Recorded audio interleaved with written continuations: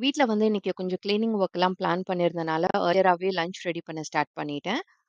Husband வந்து காலையிலேயே chicken எடுத்துட்டு வந்து குடுத்துருந்தாங்க. இந்த ரெசிபியோட இன்கிரீடியன்ட்ஸ் எல்லாமே வந்து ஃபர்ஸ்ட் கமெண்ட்ல வந்து பின் பண்ணியிருக்கேன். நீங்க செக் பண்ணிக்கலாம்.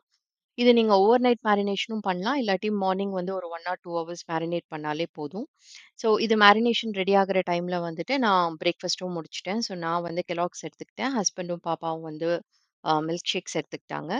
இது நல்லா மேரினேட் ஆனதுக்கப்புறமா, நீங்க வந்துட்டு அடுப்புல வச்சு ஒரு 7 மினிட்ஸ் வந்து நல்லா குக் ஆகணும். தண்ணி எதுவுமே நீங்க ஃபர்ஸ்ட் ஆட் பண்ணவே தேவையில்ல. ஏன்னா சிக்கன், அதுக்கப்புறம் ஆனியன்ல இருக்கிற தண்ணியே வந்து இதுக்கு போதும். 7 மினிட்ஸ் நல்லா குக் ஆனதுக்கப்புறமா சிக்கன் ஆல்மோஸ்ட் வெந்துரும்.